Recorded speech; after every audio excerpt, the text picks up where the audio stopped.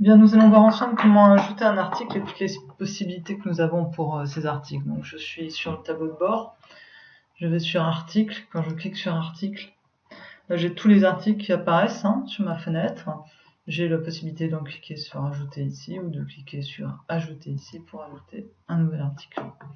Ici, on a la bannière pour le titre. C'est ici que vous allez rajouter le titre de votre article.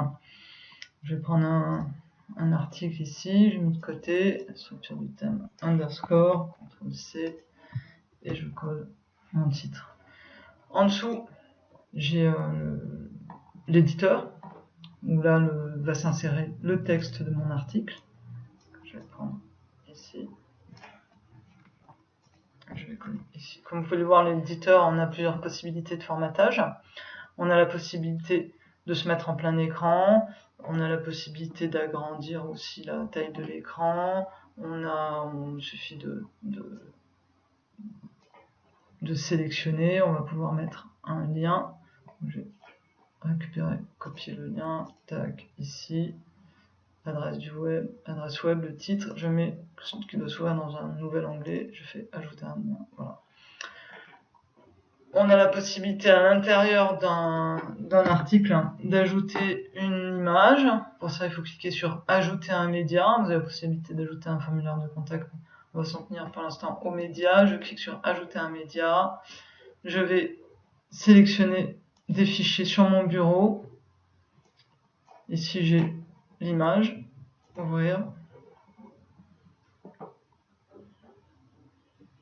L'image va être dans la bibliothèque des médias 1, on verra par la suite. Et là, je clique sur insérer dans l'article.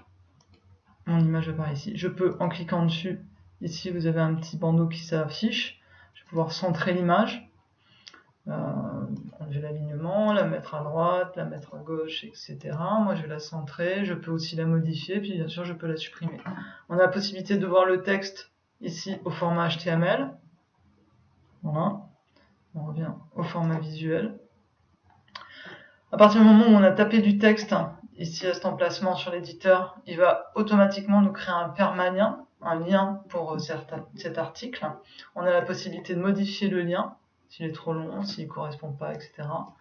On clique sur OK, une fois que c'est fait. Une fois que l'article est écrit, on va pouvoir définir qui est l'auteur de l'article. D'accord? Je vais prendre, c'est moi. On peut ici afficher ou non les boutons de partage. Et on a une troisième option, les boutons de partage, on verra. Ça permet en fait au lecteur de pouvoir partager l'article. On a un troisième point ici qui ne se voit pas. J'ai ici tout en option de l'écran. Vous avez ici, on va cocher extrait. C'est pour avoir, on referme les options de l'écran. C'est pour avoir ici l'extrait de l'article. L'extrait, c'est ce qui va apparaître sur la page du blog. Moi, je prends un extrait très court et je l'insère ici. Il faut toujours mettre un extrait, sinon il va vous mettre l'article en entier. Ensuite, une fois que l'article est terminé, une fois que vous l'avez bien écrit, vous avez la possibilité de l'enregistrer en tant que brouillon. Vous avez la possibilité de faire un aperçu, on verra tout à l'heure. Vous avez au niveau du brouillon deux états. Vous avez l'état brouillon et vous avez l'état en attente de relecture. Ça, c'est, si vous mettez en attente de la relecture, c'est l'administrateur ou l'éditeur qui va, à partir du moment où vous êtes auteur, ou l'éditeur qui va relire l'article et qui va lui-même le publier. On va laisser en état de brouillon pour l'instant. On a la visibilité, on peut la modifier, on peut le mettre en visible pour tout le public et le mettre en avant sur la page d'accueil. Ça, c'est en fonction du thème, donc ça ne s'applique pas dans notre cas. On peut le protéger par un mot de passe, d'accord? Et on peut aussi le mettre en tant que privé. La différence entre mot de passe et privé, c'est que quand il est privé, toutes les personnes qui ont un compte sur le site vont pouvoir le voir, alors que les personnes qui n'ont pas de compte ne le verront pas. On que protégé par mot de passe, là, il n'y a que vous qui pourrez le voir à partir du moment où vous avez le mot de passe. Je remets en mode public, je valide. Je peux publier tout de suite, ou alors je peux publier dans plusieurs jours, ou je peux dire qu'il a été publié le 27 janvier. D'accord? Je vais le publier aujourd'hui. Ça, c'est les dates de publication qu'on peut modifier ici. Ok? Et ici, on a un petit plus qui est Publicize. Publicize, c'est un plugin en plus qui est offert par Jetpack, qui va nous permettre, en fait, à partir du moment où on publie cet article, il va automatiquement être publié sur Facebook et sur Google+. On verra tout à l'heure comment rajouter Twitter ici. Je peux modifier ceci en cliquant ici. C'est-à-dire que là, en fait, il va envoyer un lien vers Facebook en disant, voilà, en mettant le titre, uniquement le titre de l'article. La même chose pour Google+. Je peux donc modifier ceci. Je peux aussi lui demander à ce qu'il n'envoie pas de lien. D'accord? Pardon.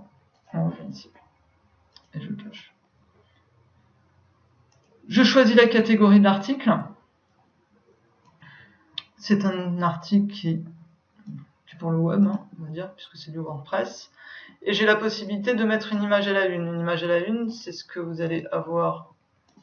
On va voir sur le blog. L'image à la une, c'est ceci. Si on ne met pas d'image à la une, ça fait un peu moins joli. Donc, je reprends l'image qui se trouve dans mon article et je mets en tant que mettre une image à la une. D'accord?